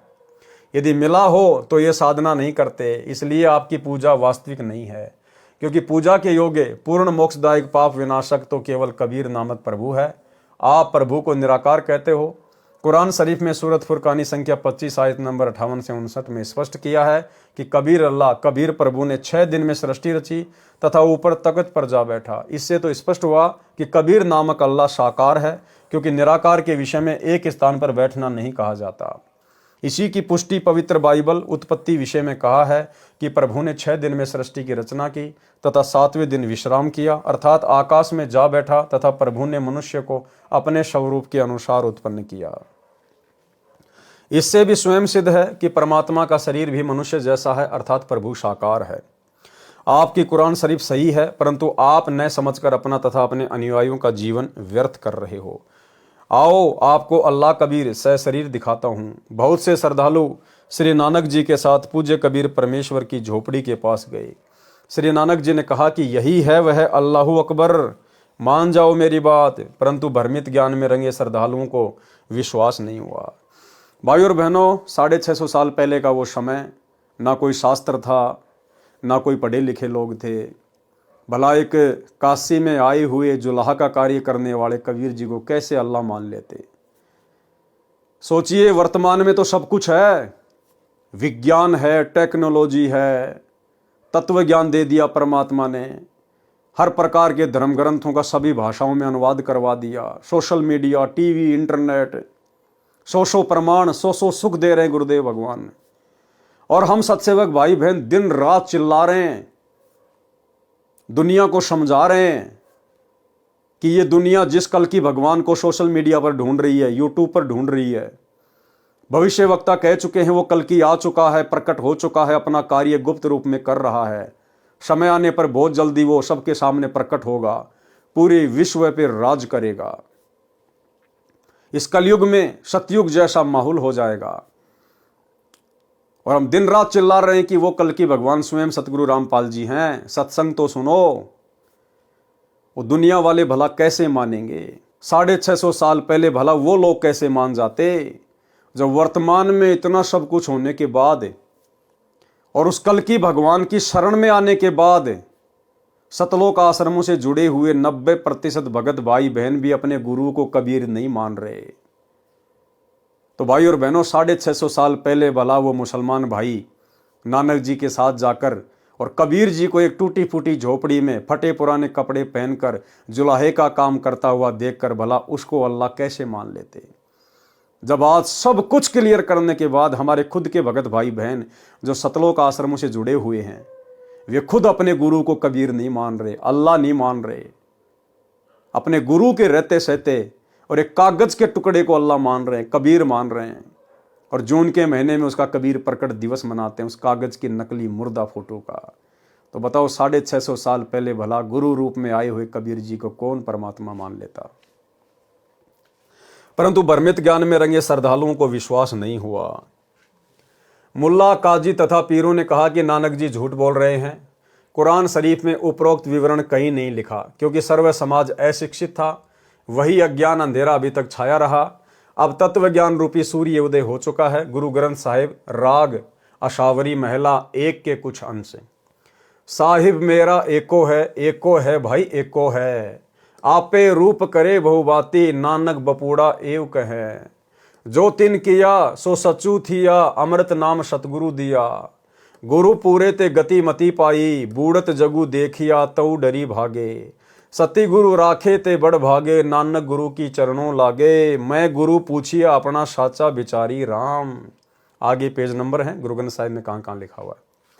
उपरोक्त अमृतवाणी में श्री नानक साहिब जी स्वयं स्वीकार कर रहे हैं कि साहिब एक ही है तथा मेरे गुरु जी ने मुझे उपदेश नाम मंत्र दिया, वही नाना रूप धारण कर लेता है, अर्थात वही सत्य पुरुष है, वही जिंदा रूप बना लेता है, वही दानक रूप में भी विराजमान होकर आम व्यक्ति अर्थात भगत की भूमिका करता है। ठीक इसी प्रकार ये सारा रोल वर्तमान में वही कबीर परमात्मा सतगुरु रामपाल जी के रूप में कर रहे हैं कि साहिब से सतगुरु भय, सतगुरु से भय साध, ये तीनों अंग एक हैं, गति कुछ अगम अगाध। शास्त्र विरुद्ध पूजा करके सारे जगत को जन्म मृत्यु व कर्म फल की आग में जलते देखकर जीवन व्यर्थ होने के डर से भागकर मैंने गुरु जी के चरणों में शरण ली।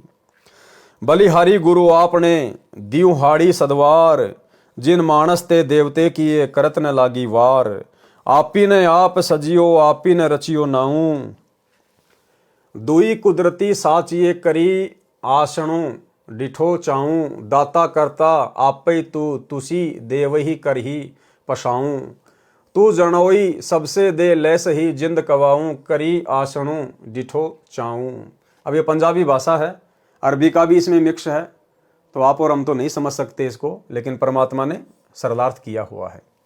भावार्थ है कि पूर्ण परमात्मा जिंदा का रूप बनाकर बेई नदी पर आए, अर्थात जिंदा कहलाए तथा स्वयं ही 2 दुनिया, ऊपर सतलोक आदि तथा नीचे ब्रह्म व परब्रह्म के लोक को रचकर ऊपर सत्यलोक में आकार में आसन पर बैठकर चाव के साथ अपने द्वारा रची दुनिया को देख रहे हैं। तथा आप ही स्वयंभू अर्थात माता के गर्भ से जन्म नहीं लेते, स्वयं प्रकट होते हो। यही प्रमाण पवित्र यजुर्वेद अध्याय 40 मंत्र 8 में है कि कबीर मनीषी स्वयंभू परिभू व्यवधाता। भावार्थ है कि कबीर परमात्मा सर्वज्ञ है, मनीषी का अर्थ है सर्वज्ञ होता है तथा अपने आप प्रकट होता है। वह सनातन परिभू अर्थात सर्वप्रथम वाला प्रभु है। वह सर्व ब्रह्मांडों का व्यवधाता अर्थात भिन्न भिन्न सर्व लोकों का रचनहार है।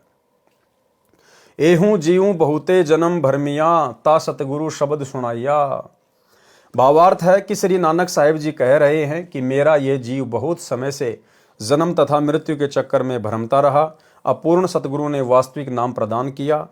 श्री नानक जी के पूर्व जन्म सतयुग में राजा अमरीश, त्रेता में राजा जनक हुए थे और फिर नानक जी हुए तथा अन्य योनियों के जन्मों की तो गिनती ही नहीं। इस निम्न लेख में प्रमाणित है कि कबीर साहिब तथा नानक जी की वार्ता हुई है। यह भी प्रमाण है कि राजा जनक विदेही भी श्री नानक जी थे तथा श्री सुखदेव जी भी राजा जनक का शिष्य हुआ था। निर्मल जल बतलाइया मो कहूं राम मिलावन हारो। नानक जी जब हम भगत भये सुखदेवा, जनक विदे किया गुरुदेवा। कली मही जुलाहा नाम कबीरा, ढूंढते चित भैया न थीरा। बहुत भांति कर सिमरन कीना, इह मन चंचल तभु न बीना। जब करी ज्ञान भये उदासी, तब न काटी काली फांसी। जब हम हार परे सतगुरु दुआरे, दे गुरु नाम दान लिए उधारे। कबीर जी, सतगुरु पुरुष सतगुरु पाइया, सती नाम ले हृदय बसाइया। जात कमीणा जुलाहा अपराधी, गुरु कृपया ते भक्ति समाधि। मुक्ति भैया गुरु सतगुरु बचनी, गैया सु सहसा पीरा। जुग नानक सतगुरु जपियों, कीट मुरिद कबीरा। सुनी उपदेश संपूर्ण सतगुरु का, मन मई भया आनंद। मुक्ति का दाता बाबा नानक रिंचक रामानंद। ऊपर लिखी वाणी प्राण संगली नामक पुस्तक से लिखी है। इसमें स्पष्ट लिखा है कि वाणी संख्या 9 तक दोहों में पूरी पंक्ति के अंतिम अक्षर मेल खाते हैं, परंतु वाणी संख्या 10 की 5 पंक्तियां तथा वाणी संख्या 11 की पहली 2 पंक्तियां चौपाई रूप में हैं तथा फिर 2 पंक्तियां दोहा रूप में हैं तथा फिर वाणी संख्या 12 में केवल 2 पंक्तियां हैं जो फिर दोहा रूप में हैं। इससे सिद्ध है कि वास्तविक वाणी को निकाला गया है, जो वाणी कबीर साहिब जी के विषय में श्री नानक जी ने सतगुरु रूप में स्वीकार किया होगा, नहीं तो दोहों में चलती आ रही वाणी फिर चौपाइयों में नहीं लिखी जाती, फिर बाद में दोहों में लिखी है। ये सब जानबूझकर प्रमाण मिटाने के लिए किया है। वाणी संख्या 10 की पहली पंक्ति, जब हम भक्त भये सुखदेवा, जनक विदेही किया गुरुदेवा, स्पष्ट करती है कि श्री नानक जी कह रहे हैं कि मैं जनक रूप में था, उस समय मेरा शिष्य भगत श्री सुखदेव ऋषि हुए थे। इस वाणी संख्या 10 को नानक जी की ओर से कहीं मानी जानी चाहिए, तो स्पष्ट है कि नानक जी कह रहे हैं कि मैं हार कर गुरु कबीर के चरणों में गिर गया, उन्होंने नामदान देकर उद्धार किया। वास्तव में यह 10 नंबर वाणी कहीं अन्य वाणी से है। यह पंक्ति भी परमेश्वर कबीर साहिब जी की ओर से वार्ता में लिख दिया, क्योंकि परमेश्वर कबीर साहिब जी ने अपनी शक्ति से श्री नानक जी को पिछले जन्म की चेतना प्रदान की थी। अब बताओ भाई और बहनों, ध्यान देना शब्दों पे, क्योंकि परमेश्वर कबीर साहिब जी ने अपनी शक्ति से नानक जी को पिछले जन्म की चेतना प्रदान की थी। कबीर जी ने अपनी शक्ति से, अपने आशीर्वाद से नानक जी को उसके पिछले जन्म दिखाए कि सतयुग में तू राजा अमरीश था, त्रेता में राजा जनक था। अपनी शक्ति से, नानक के अंदर इतनी शक्ति नहीं थी। फिर भला भाई और बहनों, सचखंड से वापस आने के बाद यदि वो नानक वाली आत्मा होती तो ये अनगिनत दुनिया भर के चमत्कार भला वो कैसे कर सकती थी। तो जिस समय कबीर परमेश्वर नानक जी की आत्मा को निकालकर सचखंड लेकर गए, उनको वापस छोड़ा, तो जब वापस थे तो वो नानक जी की आत्मा नहीं थी। नानक जी की आत्मा को परमात्मा ने मिनी सतलोक में बैठा दिया था कि जब कलयुग की पिछली पीढ़ी आएगी, ये समय, उस समय उस आत्मा को फिर से जन्म देंगे और नानक जी के रूप में फिर सारे चमत्कार कबीर परमेश्वर ने किए। अन्यथा अगर नानक जी में इतनी शक्ति होती, नानक जी ने अगर सारे चमत्कार किए थे, तो फिर अपने पिछले जन्म क्यों नहीं देख पाया? क्यों कबीर परमात्मा ने आशीर्वाद दिया, तब जाकर अपने पिछले जन्म दिखाई दिए। जबकि बाद में तो नानक जी ने ना जाने कितने लोगों को उनके पिछले जन्म दिखाए। प्रहलाद और ध्रुव, पता नहीं ऊपर के लोगों की उन्होंने यात्रा की है। अगर वो नानक जी होते तो उनके पास में वो शक्ति नहीं थी, और ना इस भक्ति में एक भगत को इस प्रकार से चमत्कार या सिद्धियां दिखाने की कोई छूट है। तो नानक जी के रूप में खुद कबीर परमात्मा सतगुरु रामपाल जी ने सारी लीला की थी, क्योंकि परमेश्वर कबीर साहिब जी ने अपनी शक्ति से श्री नानक जी को पिछले जन्म की चेतना प्रदान की थी। तब नानक जी ने स्वीकार किया था कि वास्तव में मैं जनक था तथा उस समय सुखदेव मेरा भक्त हुआ था। अब ध्यान रखना भाई और बहनों, ये बातें केवल आपको साध संगति में ही सुनने को मिलेंगी।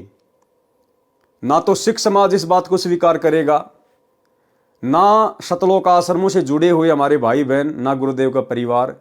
उनकी नज़रों में तो नानक जी सतलोक गए, लेकिन ये गूढ़ ज्ञान परमेश्वर ने साध संगतियों के माध्यम से ही खुलवाना है, क्योंकि मोक्ष का टाइम तो अब है। भाई नानक जी कब हुए? कबीर जी के समकालीन हुए, कबीर जी के सेवक थे। काशी में जाके उन्होंने सतनाम लिया, कबीर जी के भगत थे। तो विचार करो भाई और बहनों, परमात्मा तो कहते हैं 64 के 64 लाख फैल हो गए। थोड़ा बहुत यदि कोई बचे थे तो कौन बचे थे? अर्जुन सरजुन। भाई जबकि नानक जी तो अर्जुन सरजुन से भी बड़े भगत थे, तो क्या नानक जी भी फेल हो गए थे क्या उस समय? नानक जी परीक्षा में फेल नहीं हुए, क्योंकि वो परीक्षा तो नानक रूप में खुद कबीर परमात्मा ही दे रहे थे उस समय। नानक जी को तो उसी समय परमात्मा ने इस मिनी सतलोक में बैठा दिया था जब उनको बेई नदी से लेकर गए। अन्यथा क्या नानक जी, अगर वो आत्मा भी होती तो क्या अर्जुन सरजुन से भी कमजोर थी क्या? तो इसलिए भाई और बहनों, नानक जी को परमात्मा ने मिनी सतलोक में बैठा दिया और वर्तमान समय में उस आत्मा को परमेश्वर ने जन्म देना है या दे दिया होगा, ये गुरुदेव भगवान जाने। वाणी संख्या 11 में 4 पंक्तियां हैं, जबकि वाणी संख्या 10 में 5 पंक्तियां लिखी हैं। वास्तव में प्रथम पंक्ति जब हम भगत भये सुखदेवा वाली में अन्य 3 पंक्तियां थी, जिनमें कबीर परमेश्वर को श्री नानक जी ने गुरु स्वीकार किया होगा, उन्हें जानबूझकर निकाला गया लगता है। अब ये तो परमेश्वर हैं सदगुरु रामपाल जी, तो इनसे क्या छुपा हुआ, तभी तो सारी बातें बता रहे हैं। वाणी संख्या 1 व 2 में 6 पंक्तियां हैं, वाणी संख्या 3 व 4 में 4 पंक्तियां हैं, वाणी संख्या 5 व 6 में 3 पंक्तियां हैं, वाणी संख्या 7 में 4 पंक्तियां हैं, वाणी संख्या 8 में 3 पंक्तियां हैं, वाणी संख्या 9 में 2 पंक्तियां हैं, वाणी संख्या 10 में 5 पंक्तियां हैं, वाणी संख्या 11 में 4 पंक्तियां हैं तथा वाणी संख्या 12 में 2 पंक्तियां हैं। यदि ये वाणी पूरी होती तो सर्व वाणियों कलियों में एक जैसी वाणी संख्या होती। श्री नानक जी ने दोनों की वार्ता जो प्रभु कबीर जी से हुई थी लिखी थी, परंतु बाद में प्राण संगली तथा गुरु ग्रंथ साहिब में उन वाणियों को छोड़ दिया गया जो कबीर परमेश्वर जी को श्री गुरु मुख देखे सांच संभाले बिन सांचे जग कांचा, दधय धर्म धरे धर्मा पूरी गुण करी मन धीरा। गुरु ग्रंथ साहिब में एक ही पंक्ति है, ये पंक्ति अधूरी छोड़ रखी है। प्रत्येक पंक्ति में अंतिम अक्षर 2 एक जैसे हैं, जैसे ऊपर लिखी वाणी में ज्योति, फिर दूसरी में मोती, फिर सांचा, दूसरी में कांचा। यहाँ पर धीरा अंतिम अक्षर वाली एक ही पंक्ति है। इसमें साहिब कबीर का नाम प्रत्यक्ष था, जो कि मन वश होकर ग्रंथ की छपाई करते समय निकाल दी गई। गुरु ग्रंथ साहिब की छपाई करते समय, उसको छपवाते समय सिख समाज के लोगों ने जहाँ पर कबीर नाम लिखा हुआ था उसको हटवा दिया कि ये कबीर तो जुलाहा था, ये तो नीच था, ये तो धानक था, ये सोचकर कि ये नानक के गुरु कैसे हो सकते हैं। सिख समाज के लोगों ने उस वाणी को हटवा दिया। तो अंतर्यामी परमात्मा बता रहे हैं सारी बात। इसमें साहिब कबीर का नाम प्रत्यक्ष था, जो कि मनवश होकर ग्रंथ की छपाई करते समय निकाल दी गई। छपाकारों ने काटा होगा, संत कभी ऐसी गलती नहीं करते, क्योंकि कबीर साहिब जुलाहा जाति में माने जाते हैं, जो उस समय अछूत मानी जाती थी। कहीं गुरु नानक जी का अपमान न हो जाए कि एक जुलाहा नानक जी का पूज्य गुरु व भगवान था। फिर प्रमाण है राग बसंत महला पहला, पौड़ी नंबर 3, आदि ग्रंथ पंजाबी, प्रश्न नंबर 1188। नानक हवमो शब्द जलाइया, सतगुरु साचे दरस दिखाइया। इस वाणी से भी अति स्पष्ट है कि नानक जी कह रहे हैं कि सत्य नाम सत्य शब्द से विकार अभिमान जल गया तथा मुझे सच्चे सतगुरु ने दर्शन दिए, अर्थात मेरे गुरुदेव के दर्शन हुए। स्पष्ट है कि नानक जी को कोई सतगुरु आकार रूप में अवश्य मिला था। वह ऊपर तथा नीचे पूर्ण प्रमाणित है। स्वयं कबीर साहिब पूर्ण परमात्मा अकाल मूर्त स्वयं सचखंड से तथा दूसरे रूप में काशी बनारस से आकर प्रत्यक्ष दर्शन देकर सचखंड सतलोक भ्रमण करवा के सच्चा नाम उपदेश काशी बनारस में प्रदान किया। आदरणीय गरीबदास जी महाराज गांव छुडानी जिला झज्जर हरियाणा को भी परमेश्वर कबीर जिंदा महात्मा के रूप में जंगल में मिले थे। इसी प्रकार सतलोक दिखाकर वापस छोड़ा था। परमेश्वर ने बताया कि मैंने ही नानक जी तथा श्री दादू जी को पार किया था। जब श्री नानक जी ने पूर्ण परमात्मा को सतलोक में भी देखा तथा फिर बनारस काशी में जुलाहे का कार्य करते देखा, तब उमंग में भरकर कहा था वाहे गुरु सतनाम वाहे गुरु वाहे गुरु, तथा इसी उपरोक्त वाक्य का उच्चारण करते हुए काशी से वापस आए, जिनको श्री नानक जी के अनुयायियों ने जाप मंत्र रूप में जाप करना शुरू कर दिया कि यह पवित्र मंत्र श्री नानक जी के मुख कमल से निकला था, परंतु वास्तविकता को न समझ सके। अब उनसे कौन छुटाए इस नाम के जाप को जो सही नहीं है, क्योंकि वास्तविक मंत्र को बोलकर नहीं सुनाया जाता। उसका सांकेतिक मंत्र सत्य नाम है तथा वाहे गुरु कबीर परमेश्वर को कहा है। इसी का प्रमाण संत गरीबदास साहिब ने अपने सदग्रंथ साहिब में फुटकर साखी का अंग प्रश्न नंबर 386 पर दिया है। गरीब झांकी देख कबीर की नानक की ती, वाह वाह सिखों के गल पड़ी कौन छुटावता। गरीब हम सुल्तानी नानक तारे दादू को उपदेश दिया, जाति जुलाहा भेद न पाया काशी माहे कबीर हुआ।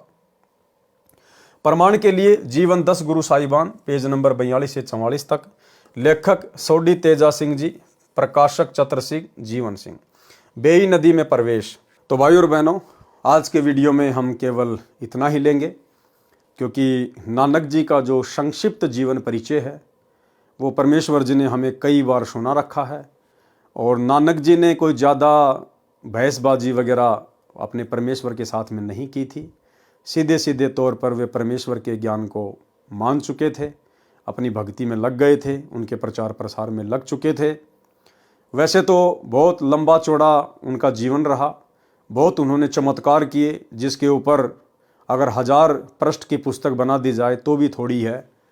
सिख भाइयों के पास तो ऑलरेडी भाई बाल्य वाली जन्म साखी ये सब उपलब्ध है, लेकिन उन सब बातों से हमारे को कोई विशेष मतलब नहीं है। तो गुरुदेव भगवान ने संक्षिप्त रूप में श्री नानक जी का जीवन परिचय यहाँ पर अपने कर कमल से कबीर सागर के सरलार्थ में लिखा है। इसके ऊपर एक वीडियो और बनेगा जो कि कल रात्रि 8 बजे का वीडियो होगा, वो भी इसी प्रकार से नानक जी के जीवन के ऊपर ही होगा।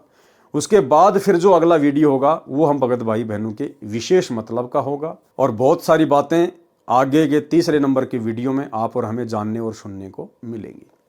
तो आज के वीडियो में केवल इतना ही। गुरुदेव भगवान हम सबको आज्ञा दें, इजाज़त दें, आशीर्वाद दें। बंदी छोड़ सतगुरु रामपाल जी भगवान की जय हो।